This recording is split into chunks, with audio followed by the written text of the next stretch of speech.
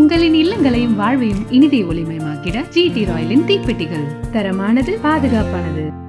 அதாவது நேற்று எங்களுடைய தலைவருக்கு விட்னஸ் சம்மன் போலாம்ல. சரி, எங்களுடைய தலைவருக்கு விட்னஸ் சம்மன் வந்திருந்தது. அதன் அடிப்படையில் எங்களுடைய தலைவர் நேற்று டெல்லியில சிபிஐ அலுவலகத்தில் ஆஜராகி அவர்களுக்கு தேவையான விளக்கத்தை அளித்தார். மேலும் இது தொடர்பாக அவர்கள் அதாவது இன்னைக்கு இன்றும் இல்ல இந்த வாரம் பொங்கல் நிகழ்ச்சியும் இருக்குது. படம் ரிலீஸ் சம்பந்தமாகவும் எங்களுடைய தலைவருக்கு பல கூட்டங்கள் டிஸ்கஷன்ஸ் இருக்கிற காரணத்தினால நாங்களே வேறு ஒரு தேதிக்கு நாங்கள் வேண்டும் என்று கேட்டுக்கொண்டோம். அதன் அடிப்படையில் அடுத்த வாரம் ஏதாவது ஒரு தேதி எங்களுடைய தலைவரின் நேரத்தை பொறுத்து வேறொரு தேதியில் மீண்டும் ஒரு நாள் ஆஜராகி தேவையான விளக்கத்தை நாங்கள் இன்னும் கொஞ்சம் பெண்டிங் இருக்கிறதுலாம் நாங்கள் முடிக்கணும் கேட்டுக்கொண்டார்கள். சோ அதன் அடிப்படையில் தான் நாங்கள் அடுத்த வாரம், ஏன்னா இன்னைக்கு பல நிகழ்ச்சிகள் ஆல்ரெடி எங்களுடைய தலைவருக்கு பிளான் ஆயிருக்கனால அதனால நாங்கள் அடுத்த வாரம் அது தொடர்பாக மீண்டும் கேட்டுக்கொண்டோம். அந்த தேதி முடிவான பிறகு கண்டிப்பாக அது தொடர்பாக தெரிவிப்போம். வேற ஏதாவது இருந்தா கேட்கலாம். இல்ல இன்னும் நாங்கள் முடிவு செய்யவில்லை. நாங்கள் முடிவு செய்து எங்களுடைய தலைவரின் நேரத்தை பொறுத்து அது ஏதாவது ஒரு நாள், ஏனால் தேர்தல் நேரம் இருக்கிறது, நிறைய கூட்டங்களும் நாங்கள் நிகழ்ச்சிகளும் ஆல்ரெடி நாங்கள் பிளான் பண்ணி வச்சிருக்கோம். சோ அதை நாங்கள் சொல்லியிருக்கிறோம். சோ அது தேதி நாங்கள் என்ன கன்ஃபார்ம் பண்றோம்னு சொல்லியிருக்கோம். சோ அதனால அதன் அடிப்படையில் இன்னும் ஒரு சில நாட்கள்ல நாங்கள் தேடி முடிவு செய்து நாங்கள் அங்க தெரிவித்த பிறகு அவர்கள் அதுக்கு தேவையான ஏற்பாடுகளை செய்வாங்க.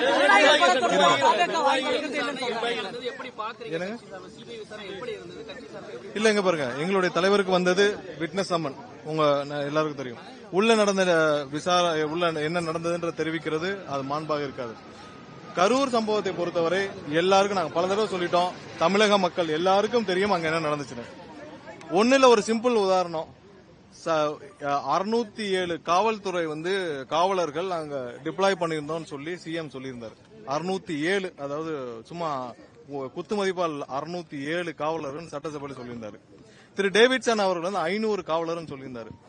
ஒரு சின்ன முரண்பாடு சொல்றேன், ஒரு சின்ன சாதாரண விஷயத்திலே எவ்வளவு முரண்பாடுகள் இந்த அரசியல் ஒவ்வொரு சட்டசபையில சிஎம் சொன்னதுக்கும் திரு டேவிட்சன் அவர்கள் சொன்னதுக்கும். ஏன்னா அவசரப்பட்டு இவர்கள் பல விதத்துல இந்த கேஸ்ல நிறைய தவறுகளை இந்த ஆரம்பத்தில் இந்த கரூர் இன்சிடென்ட் நடந்திருந்து அது நடப்பதற்கு காரணமாக இருந்ததும் பல விஷயங்கள் தமிழக அரசும் காவல்துறையும் செய்துள்ளது.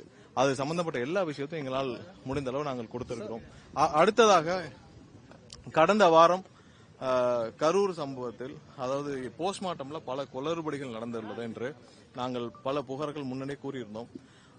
அந்த பாதிக்கப்பட்ட இறந்தவர்களின் குடும்பங்களை கூப்பிட்டு காவல்துறையினர் மிரட்டி முன்தேதியிட்டு கையெழுத்து வாங்கியதாக பல புகார்கள் வந்தது. அது குறித்தும் சிபிஐயிடம் நாங்கள் எங்களுடைய புகார்களை தெரிவித்துள்ளோம். ஏன்னா பல இறந்தவர்களுடைய குடும்பத்தினரை அழைத்து அவர்களை மிரட்டி அவர்களிடம் முன்தேதியிட்டு நாங்க தான் அவசரமா போஸ்ட்மார்ட்டம் முடிச்சு தர சொன்னோம்னு சொல்லி தமிழக கரூர் நகர ஸ்டேஷன்ல இருந்து கரூர் எஸ்பி ஆபீஸ்ல இருந்து கூப்பிட்டு மிரட்டியதாக ஆதாரத்துடன் நாங்கள் புகார்களை தெரிவித்துள்ளோம்.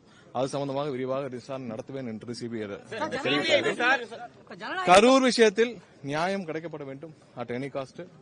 நேர்மையாக இங்க பாருங்க, ஜனநாயகம் பொறுத்தவரை எங்களுடைய தலைவருடைய கடைசி படம் தமிழக மக்கள் அனைவரும், தமிழக மக்கள் ஒட்டுமொத்த திரைத்துறையினரும், இந்தியா மக்கள் முழுவதும் இதை பீஸ்ஃபுல்லா எங்களுடைய தலைவருக்கு ஒரு நியாயமான ஒரு பீஸ்ஃபுல்லான ஒரு நல்ல படம், நல்ல ரிலீஸ் இருக்கணும்னு விரும்புறோம். படம் ரிலீஸ் ஆகட்டும், நீதிமன்றத்திலிருந்து வரட்டும், அதுக்கப்புறம் விரிவான உங்களுடைய கேள்விகளுக்கு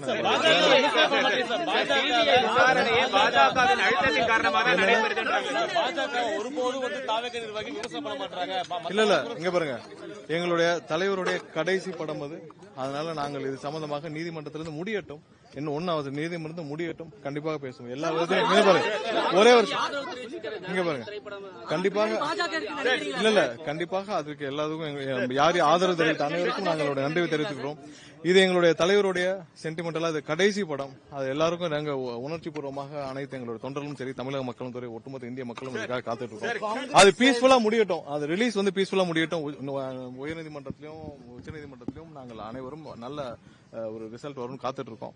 அது வரட்டும், வந்த பிறகு இது சம்பந்தம் விரிவா பேசலாம். வேற எதுவும் இல்ல. சார், காங்கிரஸ் தலைவர் செல்வ பெருந்தகை சிபிஐ பிஜேபியோட ஒரு பொலிட்டிக்கல் அக்ரிமெண்ட்ல இருக்கு, அதன் காரணமா தான் என்கொயரி. இங்க பாருங்க, இது